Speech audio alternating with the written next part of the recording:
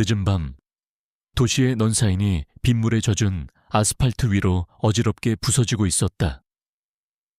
방금 전까지 숨막히는 긴장감 속에서 위험한 국제 범죄 조직의 두목을 성공적으로 호송하는 임무를 막 끝낸 국가정보원 특수 요원 임서현은 굳은 표정으로 어두운 골목길을 걷고 있었다. 며칠 밤낮을 가리지 않고 이어진 작전의 피로가 온몸을 짓눌렀지만 그녀의 날카로운 눈빛만은 여전히 한치의 흐트러짐도 없이 주변을 경계하고 있었다. 방금 전까지 그녀의 손목에 차갑게 채워져 있던 수갑의 감촉과 마지막 순간까지도 발악하던 범죄자의 그 도끼 서린 눈빛이 아직도 눈앞에 선명하게 어른거리는 듯했다. 임서현. 그녀는 국정원 내에서도 가장 위험하고 또 어려운 임무만을 도맡아 처리하는 것으로 유명한 최전계 특수 요원이었다. 뛰어난 무술 실력과 어떤 상황에서도 냉철함을 잃지 않는 강인한 정신력. 그리고 한 번 목표로 삼은 것은 반드시 끝까지 추적하여 해결하고야 마는 그 집요함까지. 그녀는 여성이라는 한계를 뛰어넘어 조직 내에서 독보적인 능력과 실력을 인정받고 있었다. 하지만 그 화려한 명성 뒤에는 늘 고독과 위험이 그림자처럼 따라다녔다. 평범한 삶, 따뜻한 가정. 그런 것들은 그녀에게는 너무나도 멀고 또 사치스러운 이야기일 뿐이었다. 후. 서연은 낮게 한숨을 내쉬며 굳게 감았던 눈을 천천히 떴다. 귓가를 스치는 차가운 밤 공기가 임무 중에 잔뜩 긴장했던 그녀의 신경을 조금이나마 누그러뜨려 주는 것 같았다. 며칠 동안 제대로 쉬지도 먹지도 못했던 탓인지 온몸의 근육들이 비명을 지르고 있었지만 그녀는 애써 그런 피로감을 떨쳐내려 노력했다. 이제 곧 이 지긋지긋한 임무도 완전히 끝이 나고 그녀는 다시 한번 평범한 일상으로 돌아갈 수 있을 터였다. 물론 그 평범한 일상이라는 것이 그녀에게 얼마나 더 지속될 수 있을지는 아무도 모르는 일이었지만 그녀가 발걸음을 옮기던 골목길은 유난히 어둡고 또 한적했다.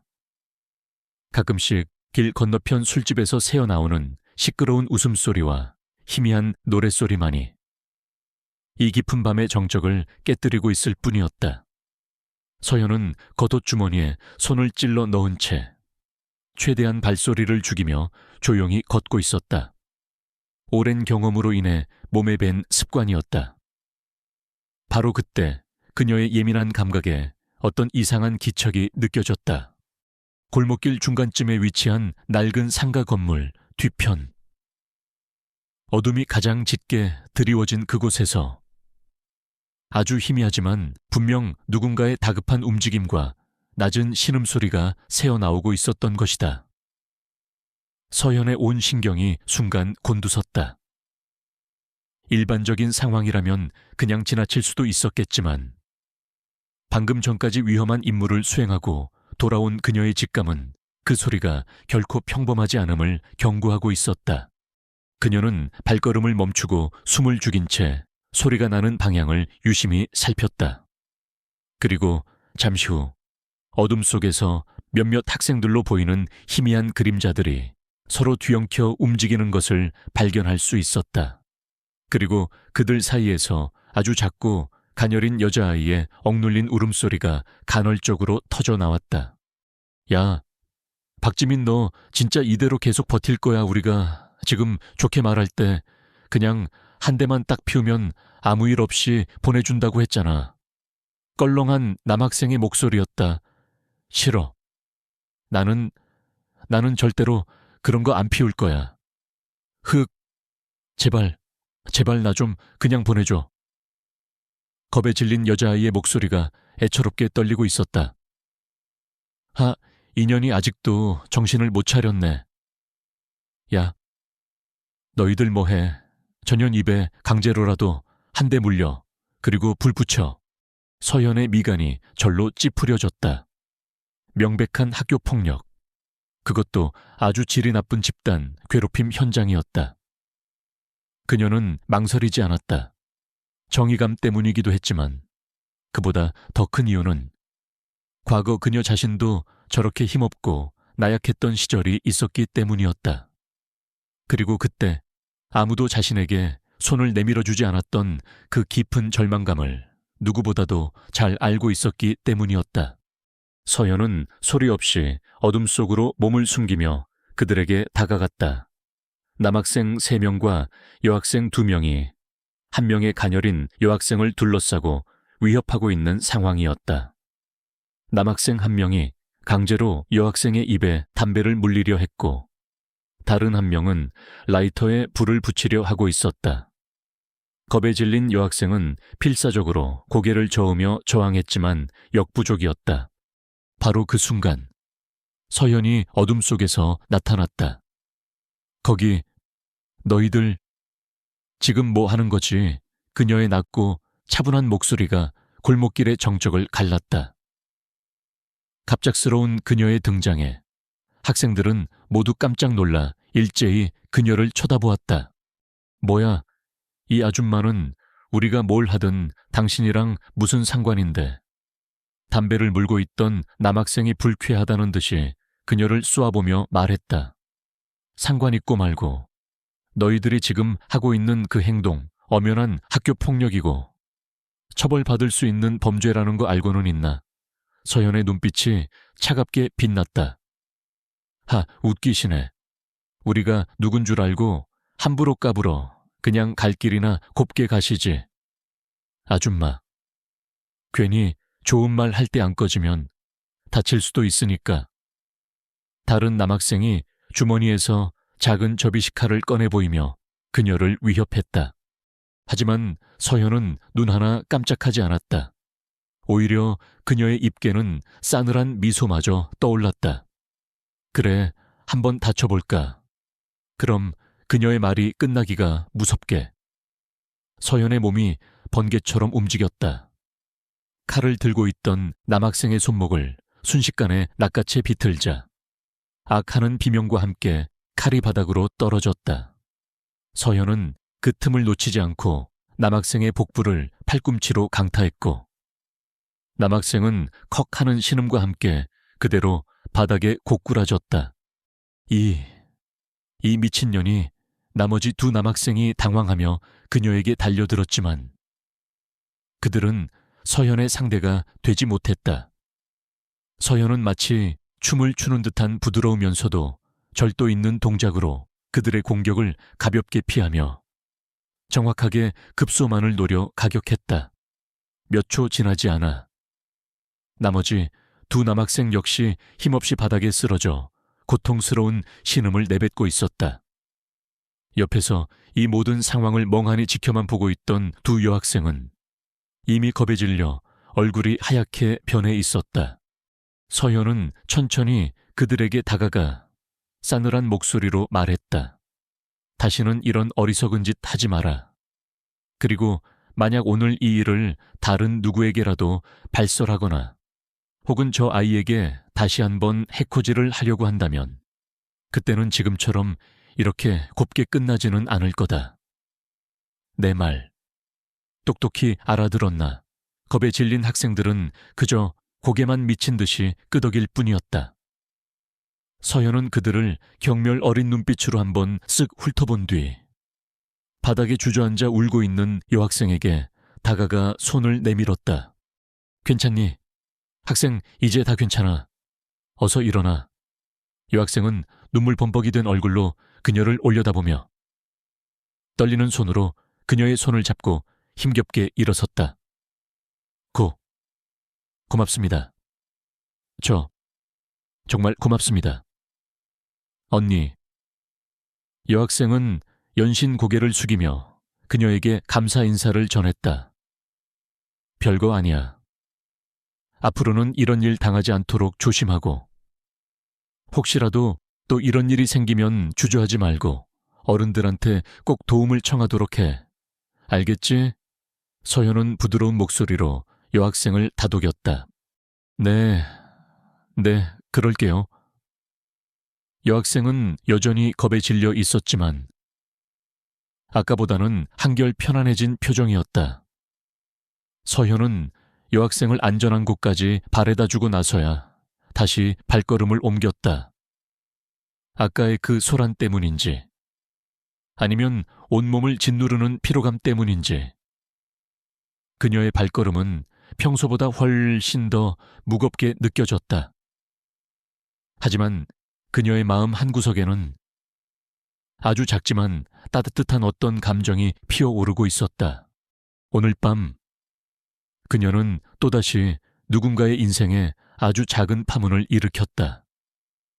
그것이 앞으로 어떤 결과를 가져올지는 아무도 알 수 없었지만 적어도 그녀는 자신이 해야 할 일을 했다고 생각했다. 그리고 그것만으로도 충분했다. 하지만 서현은 알지 못했다. 방금 전 그녀가 구해준 그 가녀린 여학생, 박지민과의 이 짧은 만남이 앞으로 그녀의 인생을 송두리째 뒤흔들어 놓을 거대한 사건의 아주 작은 시작에 불과했다는 것을 말이다. 그리고 그녀의 그 예리한 직감이 어둠 속에서 번뜩이는 어떤 불길한 눈빛을 어렴풋이 감지하고 있었다는 사실 또한 마치 보이지 않는 거대한 그림자가 아주 천천히 그리고 아주 교묘하게 그녀의 삶 속으로 스며들고 있는 듯한 그런 불길한 예감이었다. 다음 날 오후 임서현은 고된 임무의 피로를 풀기 위해 오랜만에 하루 휴가를 내고 집에서 쉬고 있었다. 샤워를 마치고 편안한 옷으로 갈아입은 후 그녀는 소파에 앉아 따뜻한 커피를 마시며 창밖을 바라보았다. 어젯밤의 그 소동은 마치 꿈처럼 느껴졌지만 손등에 남은 희미한 멍 자국은 그것이 분명 현실이었음을 상기시켜 주었다. 그 아이 괜찮을까? 서연은 문득 어젯밤 자신이 구해준 그 여학생 박지민의 겁에 질렸던 얼굴을 떠올렸다. 부디 다시는 그런 끔찍한 일을 겪지 않기를 바랄 뿐이었다. 그때 갑자기 현관 초인종이 울렸다. 이렇게 이른 시간에 그녀를 찾아올 사람은 아무도 없었기에 서현은 의아한 표정으로 인터폰 화면을 확인했다. 화면 속에는 어젯밤 그 여학생 박지민이 잔뜩 불안한 표정으로 서 있었다. 서현은 조금 놀랐지만 이내 현관문을 열어주었다. 지민 학생, 여긴 어쩐 일이야? 언니, 혹시 잠깐 시간 좀 괜찮으세요? 제가 꼭 드려야 할 말씀이 있어서. 지민은 잔뜩 긴장한 목소리로 떨며 말했다. 그 모습이 어딘가 많이 불안해 보였다. 일단 들어와서 편하게 얘기하자. 서현은 지민을 집 안으로 안내했다.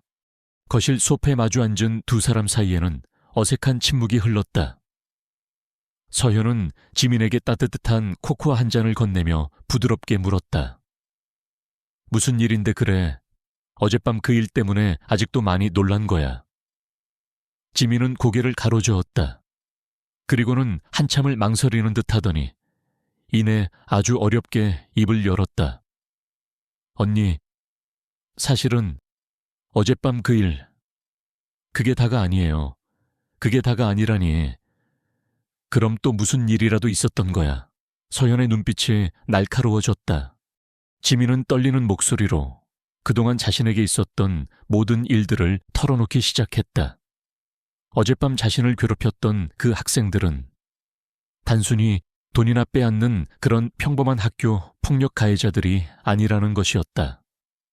그들은 얼마 전부터 어떤 정체 모를 어른들의 지시를 받고 다른 학생들에게 접근하여 이상한 물건들을 전달하거나 혹은 은밀한 심부름 같은 것들을 강요하고 있다는 것이었다. 만약 그 지시를 거부하거나 다른 사람에게 이 사실을 알리려고 하면 어김없이 어젯밤과 같은 끔찍한 폭력과 협박이 뒤따른다고 했다. 이상한 물건이라니. 그게 뭔데? 서현은 직감적으로 이것이 단순한 학교 폭력 사건이 아니라는 것을 깨달았다. 저도 정확히는 잘 모르겠어요. 그냥 아주 작은 USB 메모리 같은 거라고만 들었어요. 그걸 특정 장소에 가져다 놓거나 아니면 다른 학교 학생에게 전달해주면 그 대가로 아주 큰 돈을 준다고 했어요. 지민의 얼굴은 공포로 하얗게 질려 있었다. 혹시 그 물건을 직접 본 적은 있고, 아니요. 저는 무서워서 처음부터 거절했거든요. 그랬더니 어젯밤처럼 저를 지민은 말을 잇지 못하고 다시 울먹이기 시작했다. 서연은 지민의 어깨를 가만히 다독여주며 진정시켰다.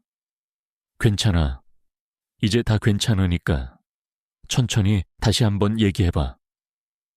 그 어른들이라는 사람들은 대체 어떤 사람들이고, 또 그 학생들은 왜 그런 위험한 일에 가담하게 된 것인지.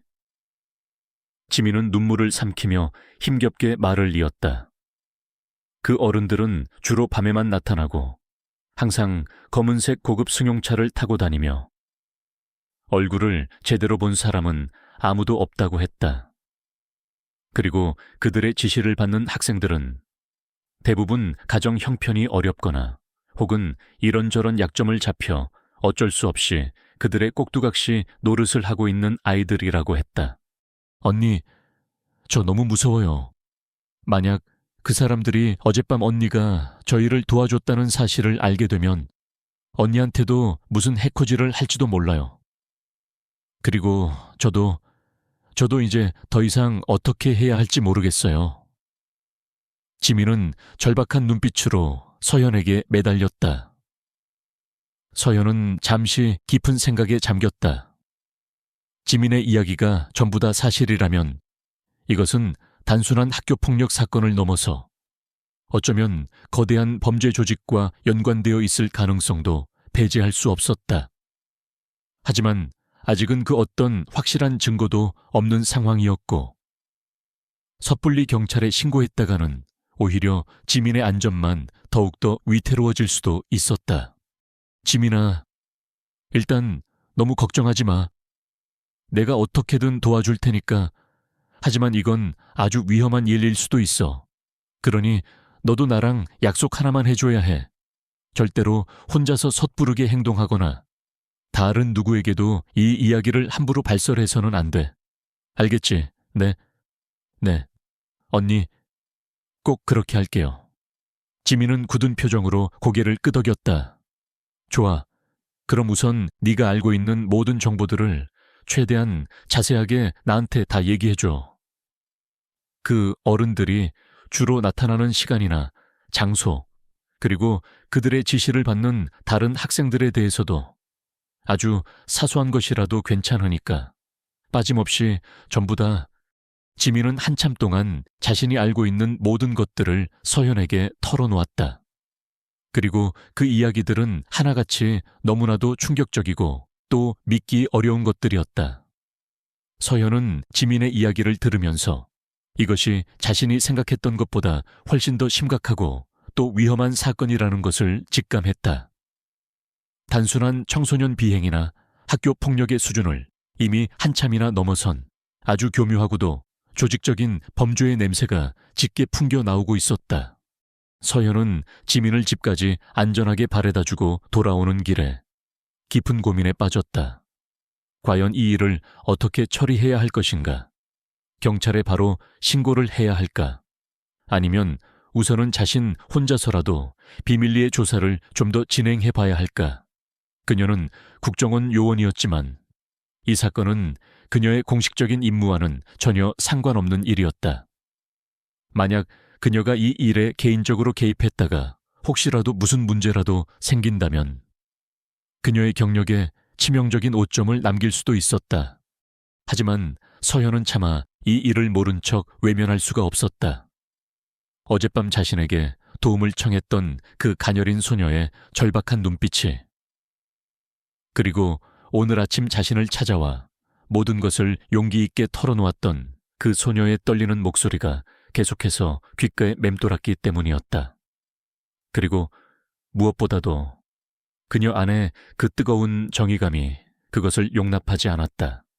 그날 밤 서연은 자신의 안전 가옥으로 돌아와 책상 앞에 앉았다.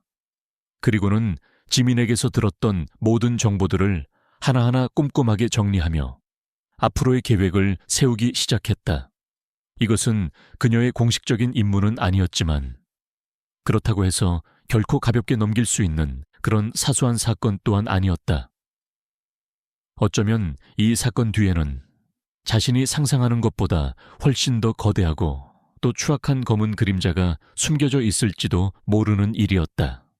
서현은 자신의 노트북을 켜고 국정원 내부 정보망에 접속했다.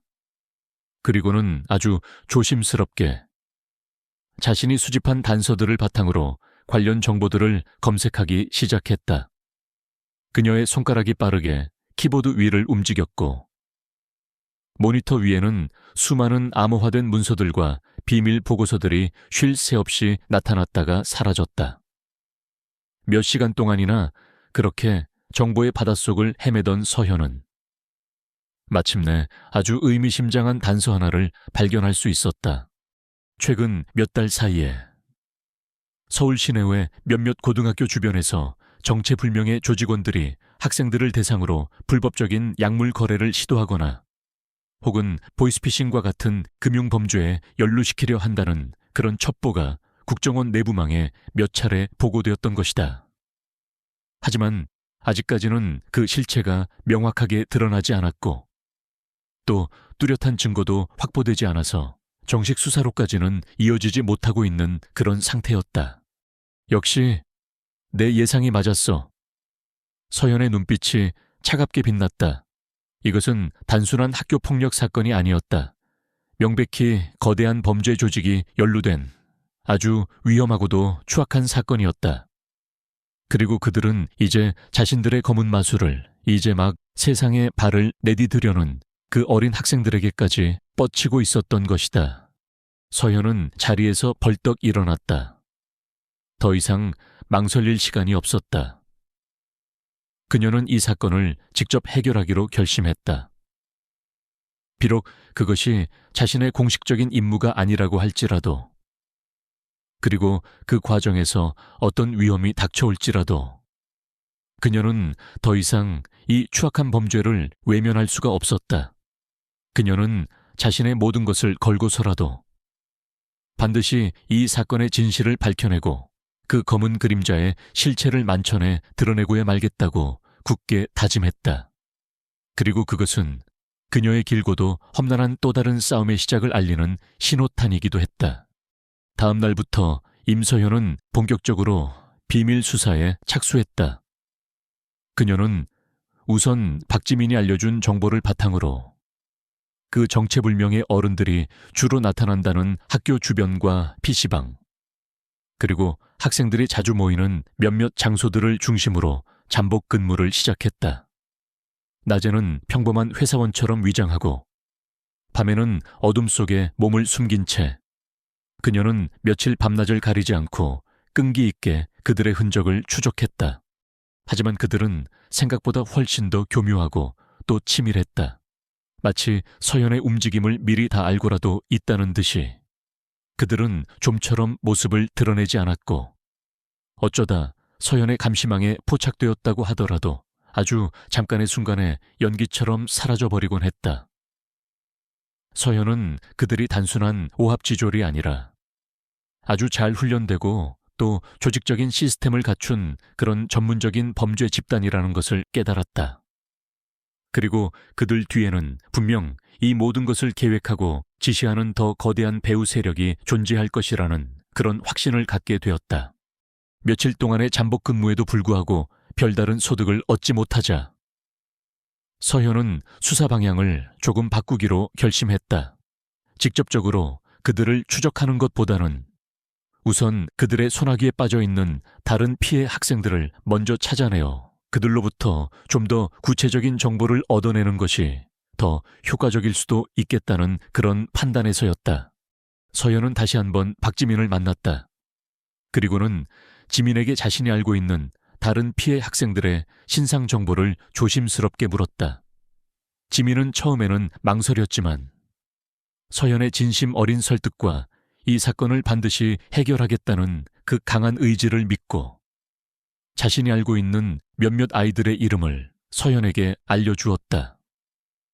그 아이들은 대부분 지민과 마찬가지로 가정 형편이 어렵거나 혹은 다른 아이들의 괴롭힘에 시달리다가 결국에는 그들의 검은 유혹에 넘어가 버린 그런 불쌍한 아이들이었다. 서연은 그 아이들에게 아주 조심스럽게 접근했다. 처음에는 아이들도 잔뜩 경계하며 서연을 피하려 했지만 서연은 끈기 있게 그들의 마음을 두드렸고 진심으로 그들을 걱정하고 또 도와주고 싶어 한다는 자신의 마음을 전달하려 애썼다. 그리고 마침내 몇몇 아이들이 서연에게 조금씩 마음의 문을 열기 시작했고 자신들이 겪었던 그 끔찍한 경험들을 하나씩 털어놓기 시작했다.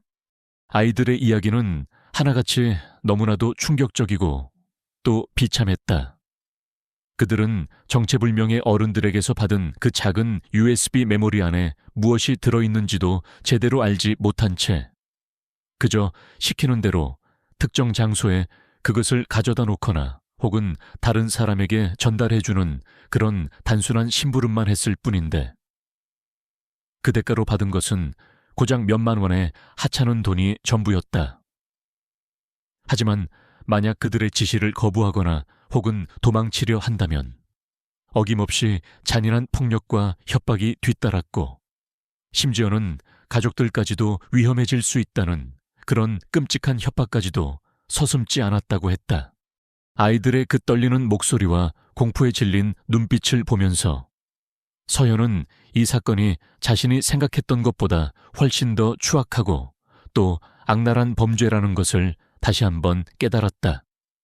이것은 단순한 마약 거래나 혹은 불법적인 물품 전달의 수준을 이미 한참이나 넘어선 아직 아무것도 제대로 알지 못하는 그 어린 학생들의 그 순수한 영혼까지도 짓밟고 파괴하는 그런 용서받을 수 없는 범죄였다. 서연은 아이들에게서 얻어낸 그 새로운 정보들을 바탕으로 다시 한번 그들의 행적을 추적하기 시작했다.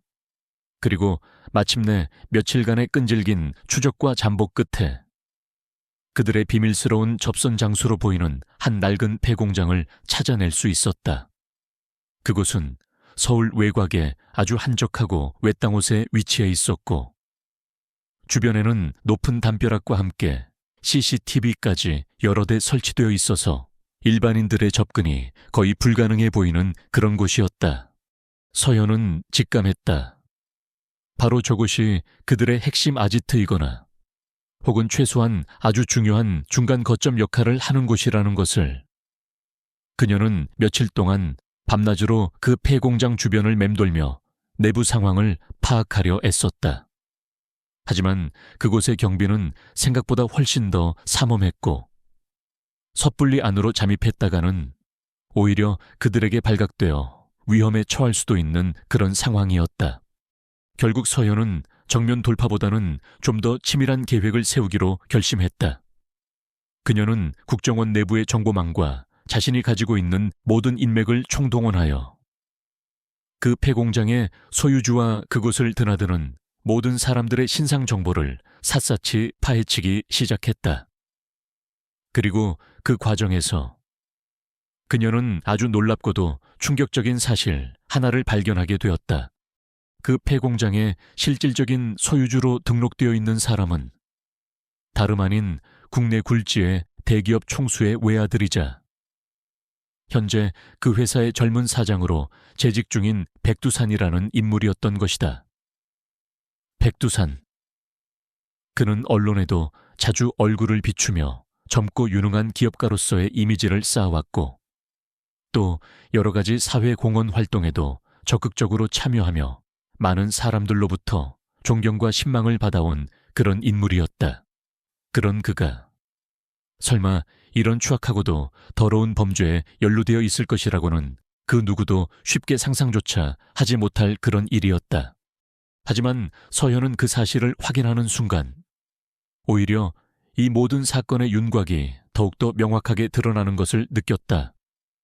이것은 단순한 조직폭력배들이나 혹은 좀도둑들이 벌이는 그런 어설픈 범죄가 아니었다. 그 뒤에는 아주 거대한 자본과 권력을 가진 그리고 사회적으로도 높은 지위를 가진 그런 인물이 깊숙이 개입되어 있는 아주 치밀하고도 조직적인 범죄 네트워크였던 것이다. 그리고 백두산. 그가 바로 이 모든 추악한 범죄의 정점에 서 있는 핵심 인물일 가능성이 매우 높았다. 서현은 백두산에 대한 모든 정보를 수집하고 분석하기 시작했다. 그의 개인적인 신상 정보부터 시작해서 그가 운영하는 회사의 자금 흐름, 그리고 그동안 그가 만나왔던 모든 사람들과의 관계까지 그녀는 단 하나의 아주 사소한 단서라도 놓치지 않기 위해 며칠 밤낮을 꼬박 세우며 그 방대한 자료들과 씨름했다. 그리고 마침내 그녀는 백두산의 그 완벽해 보이는 가면 뒤에 숨겨진 아주 추악하고도 어두운 이면을 발견하게 되었다. 백두산은 겉으로는 아주 성공한 젊은 기업가이자 자선사업가 행세를 하고 있었지만 뒤로는 온갖 불법적인 사업에 손을 대고 있었으며 심지어는 해외의 거대 범죄 조직과도 은밀하게 연결되어 있다는 그런 정황들이 속속들이 포착되었던 것이다.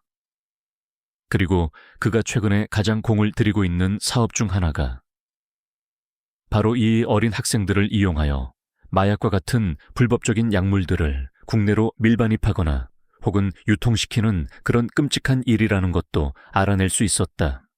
모든 진실을 알게 된 서연은 치밀어 오르는 분노를 참을 수가 없었다. 어떻게 사람이 이렇게까지 타락하고 또 악해질 수가 있단 말인가?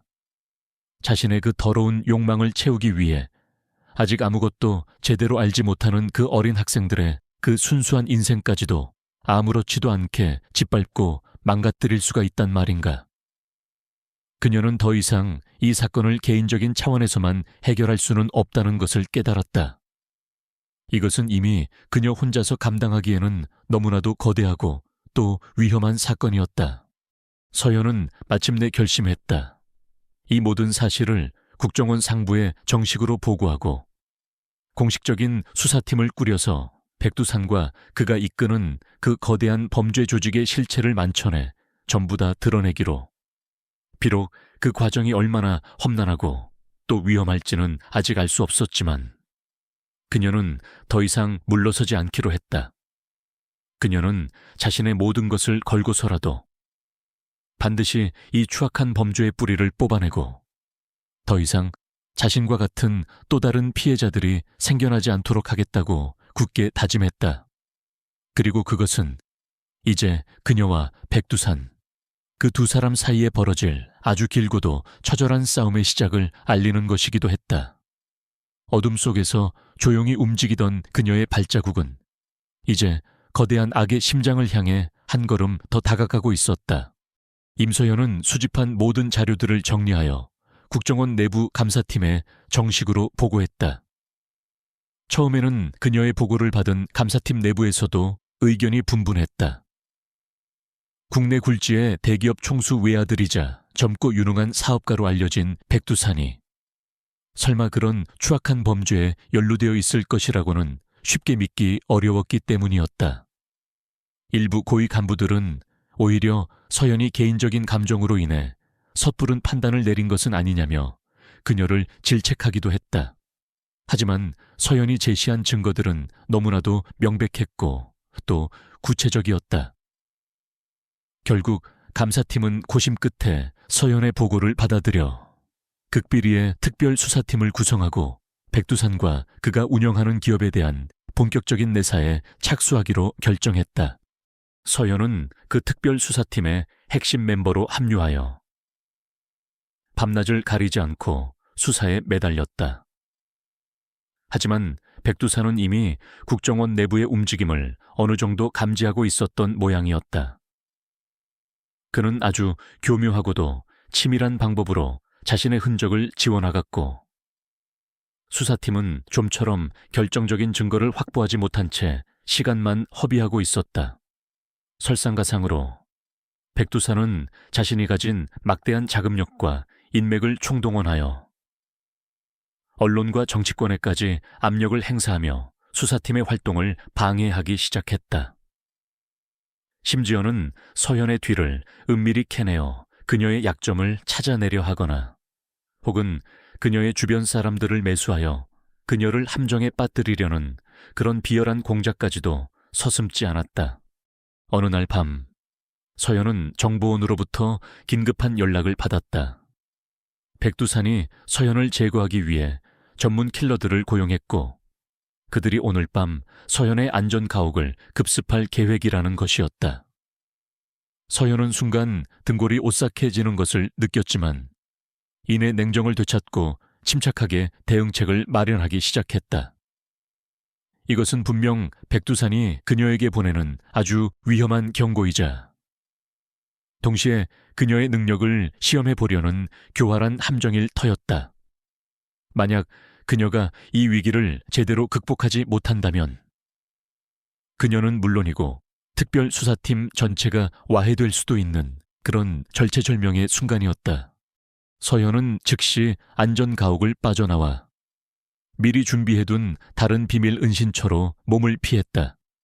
그리고는 수사팀의 다른 동료들에게 이 사실을 알리고 그들과 함께 백두산이 보낸 킬러들을 역으로 유인하여 생포할 그런 대담한 작전을 세웠다.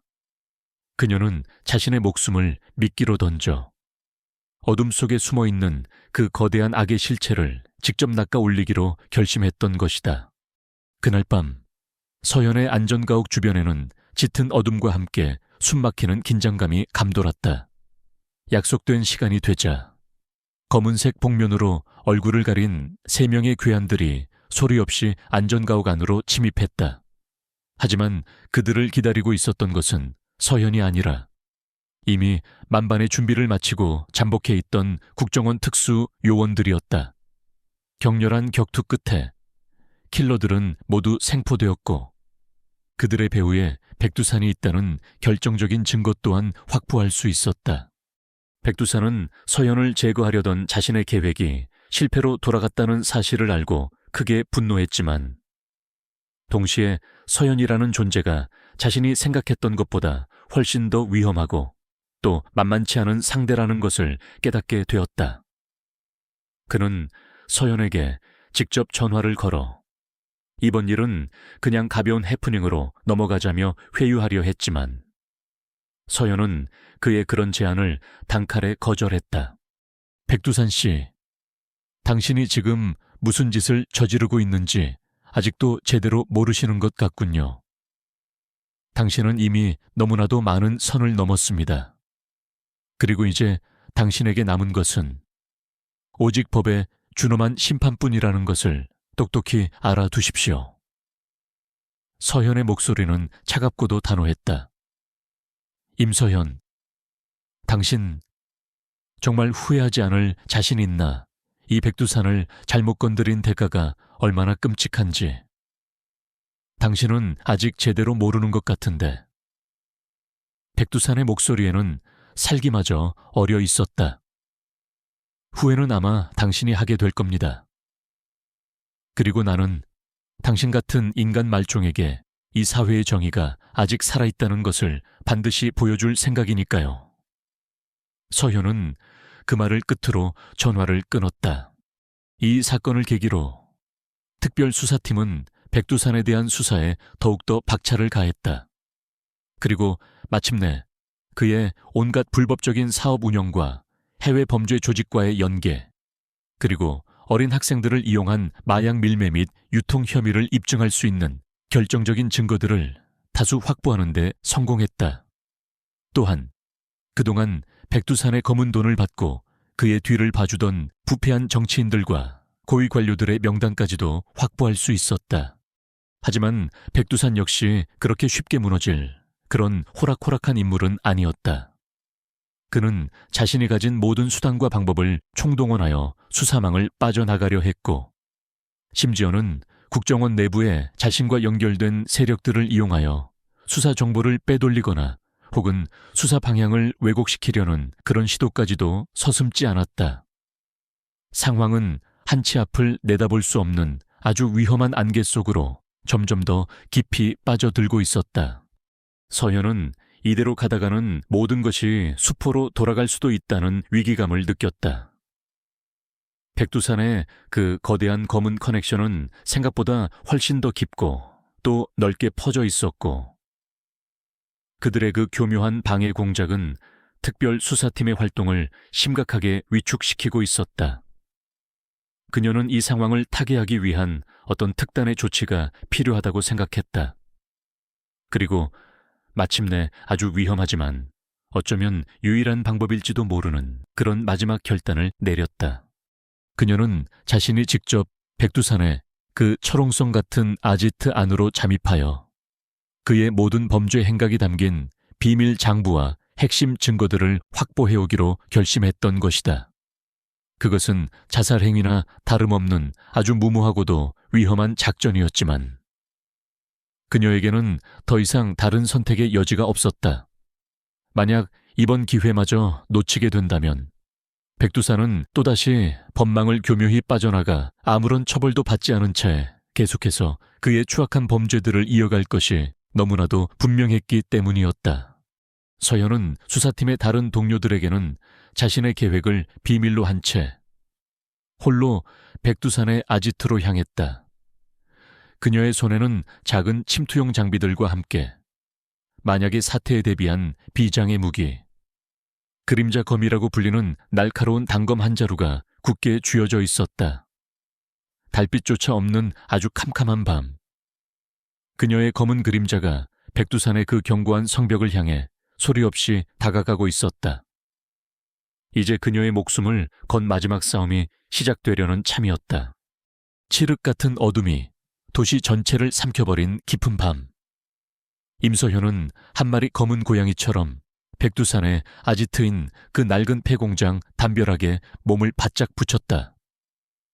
그녀의 귀에는 자신의 심장 소리와 함께 간헐적으로 들려오는 경비견들의 낮은 으르렁거리는 소리만이 예민하게 감지될 뿐이었다.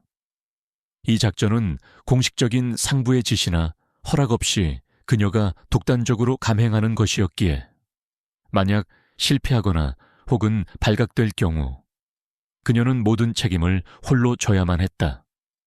어쩌면 국정원 요원으로서의 그녀의 인생이 여기서 끝장날 수도 있는 그런 위험천만한 도박이었다. 하지만 그녀에게는 더 이상 물러설 곳도 그리고 다른 선택의 여지도 없었다. 서현은 미리 준비해온 와이어 커터를 꺼내 담벼락 위에 설치된 철조망의 일부를 소리 없이 절단했다. 그리고는 마치 한 마리 날렵한 삭처럼 아주 가볍고도 민첩한 몸놀림으로 담을 넘어 안으로 잠입하는 데 성공했다.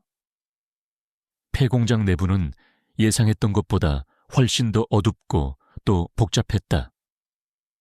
사방에는 정체를 알 수 없는 기계들과 녹슨 철골 구조물들이 어지럽게 널려 있었고 바닥에는 깨진 유리 조각들과 날카로운 쇠붙이들이 함정처럼 숨겨져 있었다. 서현은 극도로 신경을 곤두쓴 채 한 걸음 한 걸음 아주 조심스럽게 내부로 향했다. 그녀의 목표는 단 하나. 백두산의 비밀 사무실로 보이는 건물 중앙의 2층짜리 별채였다.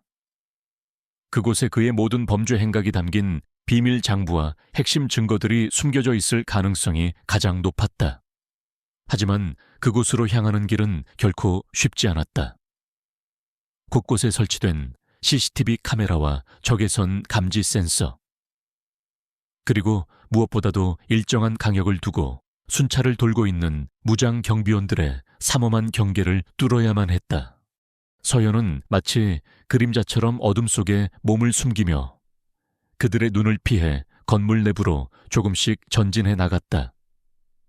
그녀의 발걸음은 소리 없이 가벼웠고 그녀의 움직임은 한치의 오차도 없이 정확했다. 몇 번의 아슬아슬한 위기를 넘기고 그녀는 마침내 백두산의 비밀 사무실이 있는 그 별채 건물 앞에 다다를 수 있었다. 하지만 건물 입구는 육중한 철문으로 굳게 닫혀 있었고 그 옆에는 최첨단 지문 인식 시스템과 함께 복잡한 암호 입력 장치까지 설치되어 있었다. 역시 만만치 않군.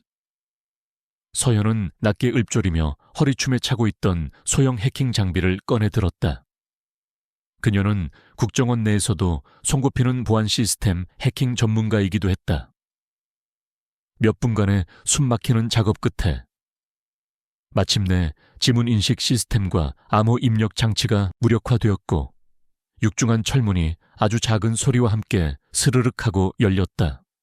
사무실 내부는 밖에서 보았던 것과는 달리 아주 화려하고 또 사치스럽게 꾸며져 있었다. 최고급 가죽 소파와 값비싼 골동품들, 그리고 벽면을 가득 채운 유명 화가들의 그림들까지. 하지만 서현은 그런 것들에는 조금도 시선을 주지 않았다. 그녀의 눈은 오직 방 한쪽 구석에 놓여있는 거대한 금고와 그 옆 책상 위에 놓여있는 최신형 컴퓨터에만 고정되어 있었다. 서현은 먼저 컴퓨터부터 해킹하여 내부 자료들을 샅샅이 뒤지기 시작했다. 하지만 예상했던 대로 컴퓨터에는 별다른 중요한 자료들이 남아있지 않았다. 대부분은 이미 다른 곳으로 옮겨졌거나 혹은 아주 교묘하게 암호화되어 있어서 지금 당장 해독하기에는 너무나 많은 시간이 걸릴 터였다. 그렇다면 남은 것은 저 금고뿐이었다. 서현은 다시 한번 자신이 가져온 모든 장비들을 총동원하여 금고를 열기 위한 작업을 시작했다. 하지만 그 금고는 생각보다 훨씬 더 견고하고 또 복잡한 잠금 장치를 가지고 있었다. 시간이 흐를수록 그녀는 점점 더 초조해졌다. 언제 순찰을 돌던 경비원들이 닥칠지 모르는 그런 위험한 상황이었다.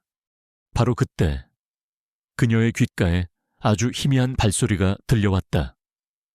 누군가가 이쪽으로 다가오고 있었다. 서현은 재빨리 작업을 멈추고 몸을 숨길 곳을 찾았다. 하지만 이미 때는 늦었다. 사무실 문이 거칠게 열리며 건장한 체격의 경비원 2명이 안으로 들이닥쳤던 것이다. 누구냐? 경비원들은 서현을 발견하고는 즉시 허리춤에서 권총을 꺼내 그녀에게 겨누었다. 절체절명의 위기였다. 하지만 서현은 당황하지 않았다.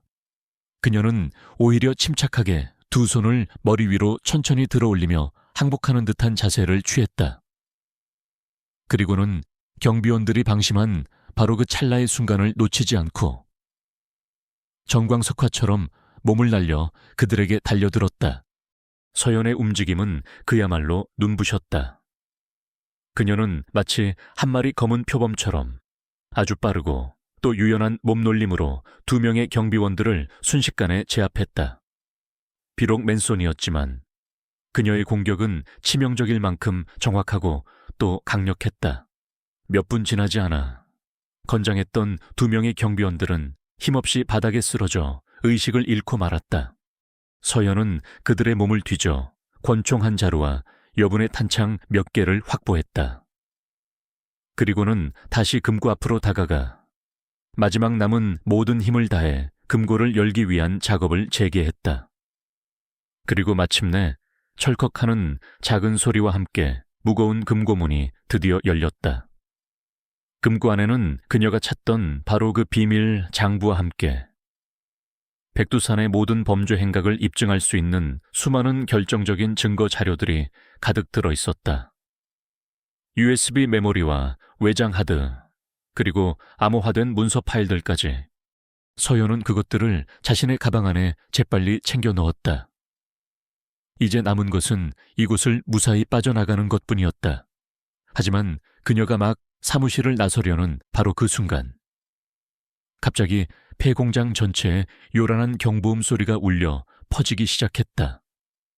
아무래도 아까 그 경비원들과의 격투 중에 혹은 금고를 여는 과정에서 자신도 모르게 경보 장치를 건드린 모양이었다. 젠장 서현은 낮게 욕설을 내뱉으며 사무실 창문 밖을 내다보았다.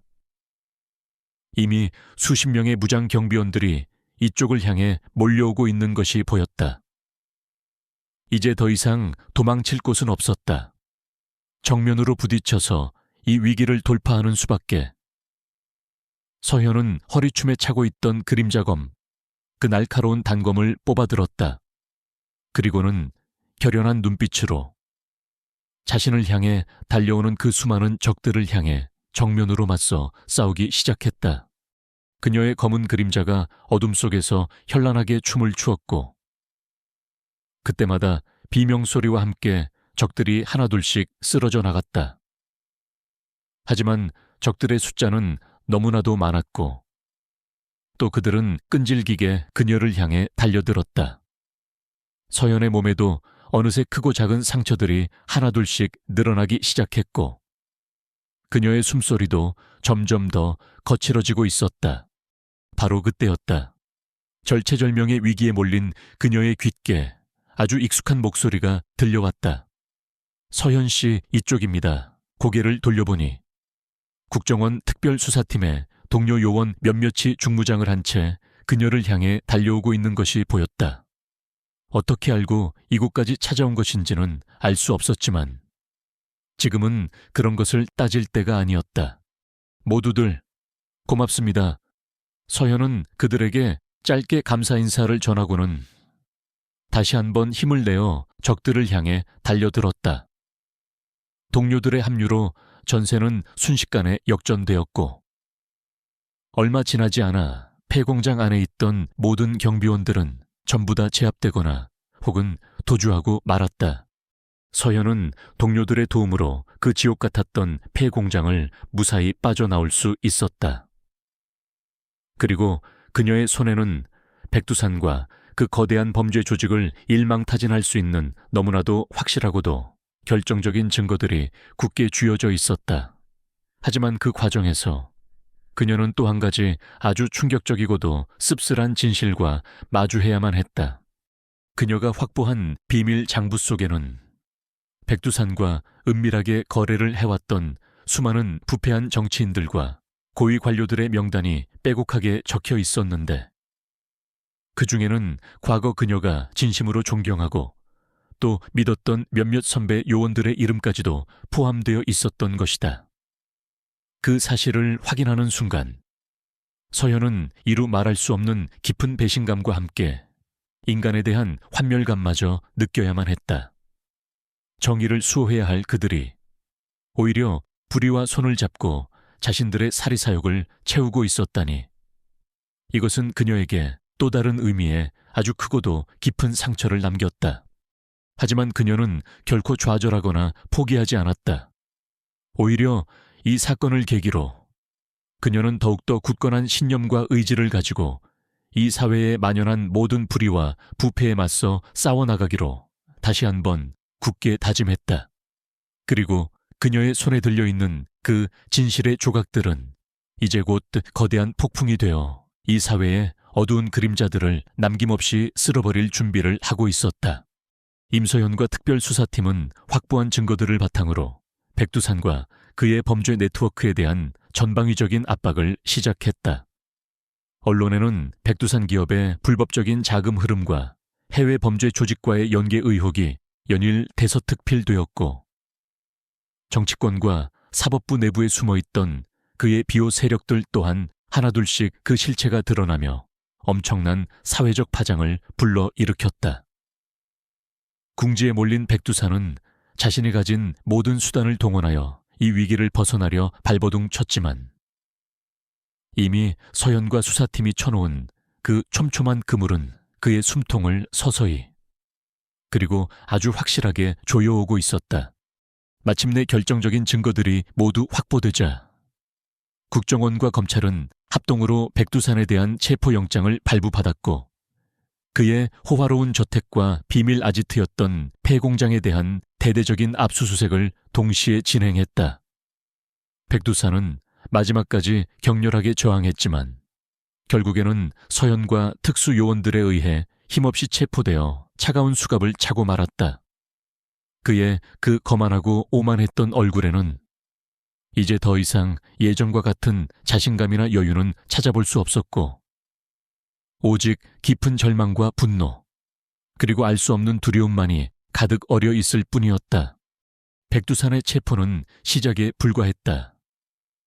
그와 연결되어 있던 수많은 부패한 정치인들과 기업가 그리고 심지어는 국정원 내부의 일부 변절자들까지 줄줄이 소환되어 강도 높은 조사를 받게 되었고 대한민국 사회 전체는 그야말로 거대한 비리 스캔들의 소용돌이 속으로 깊이 빠져들었다. 서현은 그 모든 과정을 최일선에서 지휘하며 단 하나의 불의도 용납하지 않겠다는 그런 단호한 의지로 수사를 이끌어 나갔다. 하지만 그 과정은 결코 순탄하지만은 않았다. 백두산의 그 막강한 영향력은 여전히 사회 곳곳에 깊숙이 뿌리내리고 있었고, 그의 변호인단은 온갖 법적인 수단과 방법을 총동원하여 수사를 방해하고 또 지연시키려 했다. 일부 언론에서는 오히려 서현과 특별수사팀의 수사가 너무나 과도하고 또 편파적이라며 비난의 목소리를 높이기도 했고, 심지어는 서현의 과거 사생활까지 들춰내어 그녀를 음해하려는 그런 비열한 시도들까지도 서슴지 않았다. 서현은 그 모든 외압과 음해 공작에도 불구하고 조금도 흔들리지 않았다. 그녀는 오히려 더욱더 냉철하고 또 치밀하게 수사를 진행했고, 백두산과 그의 공범들이 저질렀던 그 모든 추악한 범죄 사실들을 하나도 빠짐없이 명명백백하게 밝혀내기 위해 최선을 다했다. 그리고 그녀의 그런 굳건한 의지와 노력은 마침내 아주 값진 결실을 맺기 시작했다. 백두산의 비밀 장부에 적혀있던 그 수많은 차명 계좌들이 하나둘씩 발견되었고, 그 계좌들을 통해 천문학적인 규모의 불법 자금들이 해외로 빼돌려지거나 혹은 국내 정치권에 뇌물로 흘러들어갔다는 그런 구체적인 증거들이 속속들이 확보되었다. 또한 그가 어린 학생들을 이용하여 마약과 같은 불법적인 약물들을 국내로 밀반입하고 또 유통시켜왔다는 그런 끔찍한 범죄 사실들 역시도 피해 학생들의 그 용기 있는 증언과 결정적인 물증들을 통해 모두 다 사실로 드러나게 되었다. 마침내 몇 달간의 치열했던 법정 공방 끝에 백두산과 그의 주요 공범들은 자신들이 저지른 그 모든 죄에 대한 법에 준엄한 심판을 받게 되었다. 백두산은 조직범죄, 마약 밀매 및 유통, 뇌물 공여, 살인 교사 등 그 수많은 끔찍한 혐의들이 모두 다 유죄로 인정되어 결국에는 무기징역이라는 중형을 선고받고 차가운 감옥 독방에 갇히는 신세가 되었다. 그리고 그와 함께 이 추악한 범죄에 가담했던 다른 모든 공범들 역시도 각자의 죄에 상응하는 무거운 처벌을 받게 되었다. 정의가 마침내 실현되는 바로 그 순간이었다. 하지만 서현은 그 모든 것이 다 끝났음에도 불구하고 마냥 기뻐하거나 혹은 안도할 수만은 없었다. 이번 사건을 통해 그녀는 이 사회의 어두운 이면과 그 뿌리 깊은 부패의 실상을 너무나도 똑똑히 목격했기 때문이었다. 그리고 그 과정에서 그녀 자신이 받았던 그 깊은 상처와 배신감 또한 쉽게 아물 것 같지는 않았다. 특히 자신이 한때 진심으로 믿고 따랐던 몇몇 선배 요원들이 그 추악한 범죄에 연루되어 있었다는 그 사실은 그녀에게 아주 크나큰 실망감과 함께 인간에 대한 깊은 회의감마저 안겨주었다. 하지만 그녀는 결코 좌절하거나 포기하지 않았다. 오히려 이 사건을 통해 그녀는 자신이 앞으로 나아가야 할 그 길이 더욱더 명확해졌음을 깨달았다. 그것은 바로 이 사회에 만연한 모든 불의와 부패에 맞서 끝까지 싸워나가며 힘없고 약한 사람들을 보호하고 그들의 억울한 눈물을 닦아주는 그런 정의로운 길이었다. 비록 그 길이 아무리 험난하고 또 외로울지라도 그녀는 기꺼이 그 길을 걸어갈 준비가 되어 있었다. 백두산 사건이 모두 다 마무리된 후 서현은 국정원 내부 감사팀으로부터 이번 사건 해결에 대한 지대한 공로를 인정받아 특별 표창과 함께 명예로운 훈장까지 수여받았다. 하지만 그녀는 그런 화려한 명예나 보상에는 별다른 관심이 없었다. 그녀에게 가장 큰 보상은 바로 이번 사건을 통해 구출된 그 수많은 어린 학생들의 그 해맑은 미소와 그리고 그들의 부모님들이 그녀에게 전해준 그 진심 어린 감사 인사였으니까 서현은 다시 일상으로 돌아왔다. 하지만 그녀의 일상은 예전과는 조금 달라져 있었다. 그녀는 이제 더 이상 혼자가 아니었다. 그녀의 곁에는 이번 사건을 통해 알게 된, 그리고 그녀를 진심으로 믿고 지지해주는 몇몇 소중한 동료들과 친구들이 함께 있었고, 무엇보다도 그녀가 목숨을 걸고 구해냈던 그 어린 소녀, 박지민과의 그 특별한 인연 또한 계속해서 이어지고 있었다. 지민이는 이제 더 이상 예전처럼 그렇게 어둡고 불안한 아이가 아니었다. 서현의 따뜻한 보살핌과 격려 속에서 지민이는 과거의 아픈 상처를 조금씩 극복해 나가며 밝고 긍정적인 소녀로 건강하게 성장해 가고 있었다. 서현은 그런 지민이를 보면서 자신이 했던 그 모든 노력과 희생이 결코 헛되지 않았음을 다시 한번 깨달을 수 있었다. 어느 맑은 가을날 오후, 서현은 지민이와 함께 공원 벤치에 나란히 앉아 따뜻한 햇살을 즐기고 있었다. 지민이는 서현의 어깨에 살포시 기댄 채 학교에서 있었던 이런저런 재미있는 이야기들을 제잘제잘 늘어놓았고, 서현은 그런 지민이의 이야기를 가만히 들어주며 부드러운 미소를 짓고 있었다. 문득 지민이가 서현에게 물었다. 언니는 앞으로도 계속 이렇게 위험한 일들을 하실 거예요. 서현은 잠시 하늘을 올려다보았다. 그리고는 지민이의 머리를 부드럽게 쓰다듬으며 나지막이 대답했다. 글쎄, 아마도 그럴 것 같아. 이 세상에는 아직도 우리가 알지 못하는 너무나도 많은 어둠과 불의가 존재하고 있으니까. 그리고 누군가는 반드시 그 어둠과 맞서 싸워야만 하니까. 그럼 언니가 많이 힘들고 또 위험하지는 않을까요? 지민이의 목소리에는 걱정이 가득 담겨 있었다. 괜찮아. 이제 언니는 혼자가 아니잖니. 그리고 언니에게는 너라는 아주 셔별하고도 소중한 존재가 있으니까. 너를 생각하면 언니는 그 어떤 어려움과 위험도 다 이겨낼 수 있을 것 같아. 서연의 그 말에 지민이는 환하게 웃으며 서연의 품에 더욱더 깊이 안겨왔다. 따스한 가을 햇살이 두 사람을 부드럽게 감싸 안고 있었고, 저 멀리 하늘에는 한 조각 구름이 유유히 흘러가고 있었다. 마치 앞으로 그들 앞에 펼쳐질 그 밝고 희망찬 미래를 예고라도 하는 것처럼 말이다. 서현은 직감했다. 이것은 결코 끝이 아니라고. 어쩌면 이것은 또 다른 새로운 시작에 불과할 뿐이라고. 그리고 그녀는 그 새로운 시작을 향해 다시 한번 용기 있게 발을 내디딜 준비가 되어 있었다.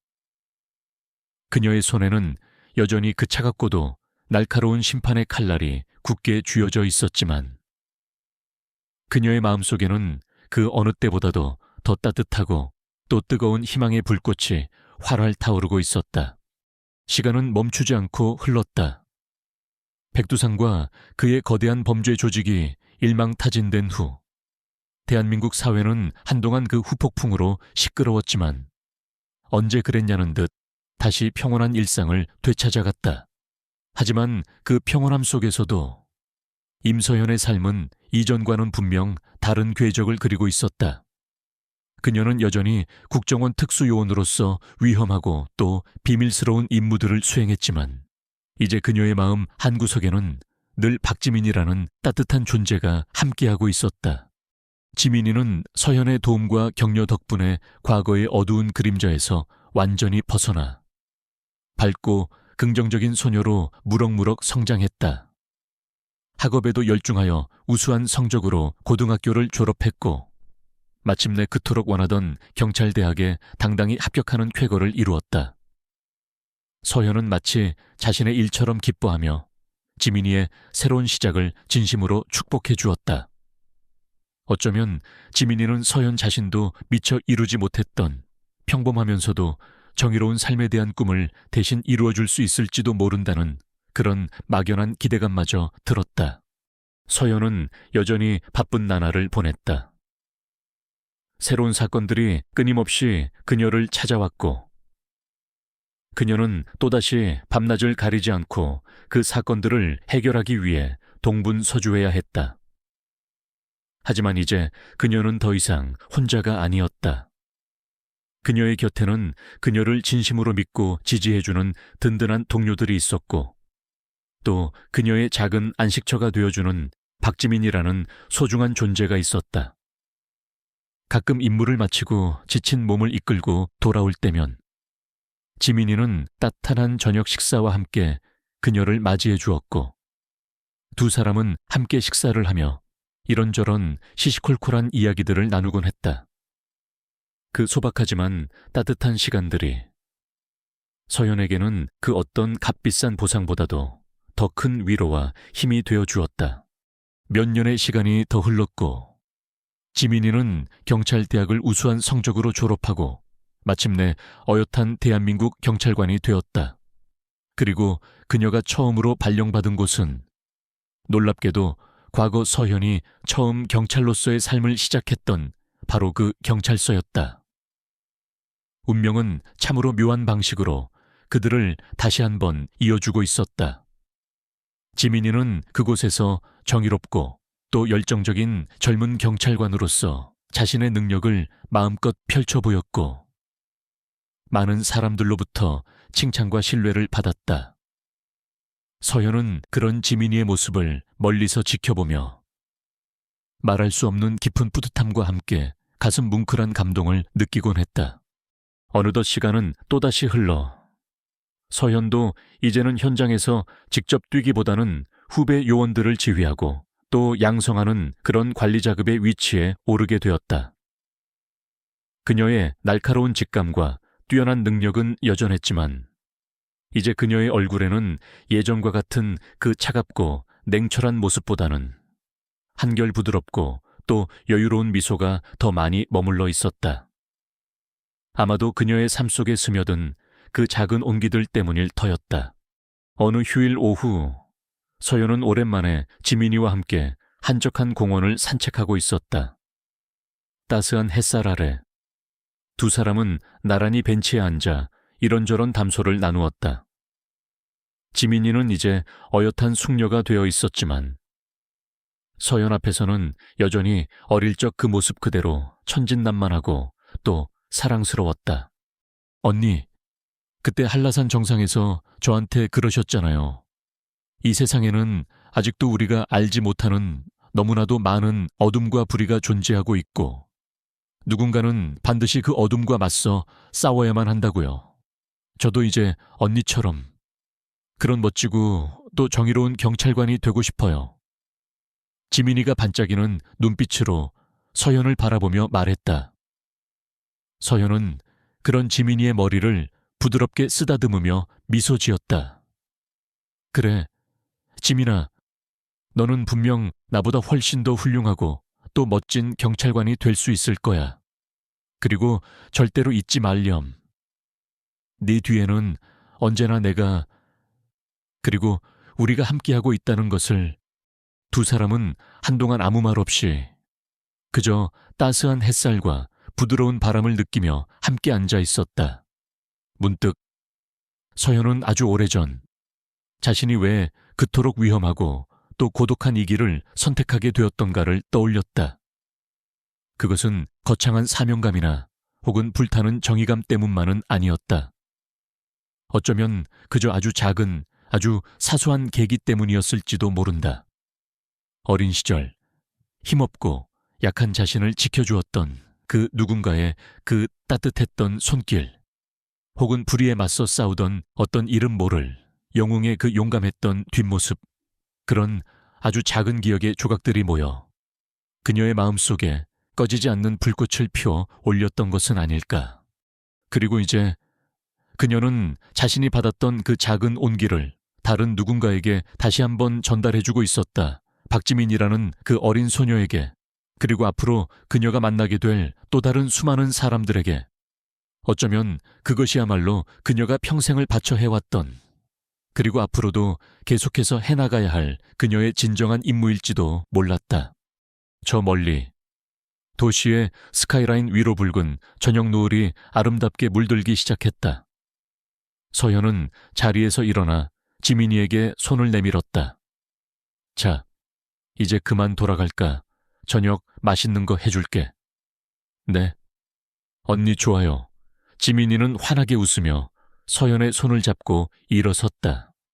두 사람의 그림자가 석양을 등지고 길게 늘어졌다. 그것은 더 이상 외롭거나 혹은 고독한 그림자가 아니었다. 서로에게 힘이 되어주고 또 의지하며 함께 어둠을 헤치고 새벽의 빛을 향해 나아가는 그런 따뜻하고도 희망찬 두 개의 그림자였다. 그리고 그들의 발걸음이 향하는 그 길 위에는 분명 또 다른 새로운 이야기들이 아름답게 펼쳐질 것이었다. 임서연 그녀의 진정한 임무는 아직 끝나지 않았다. 아니, 어쩌면 이제부터가 진짜 시작일지도 몰랐다. 그녀의 가슴 속에는 여전히 꺼지지 않는 정의의 불꽃이 활활 타오르고 있었으니까.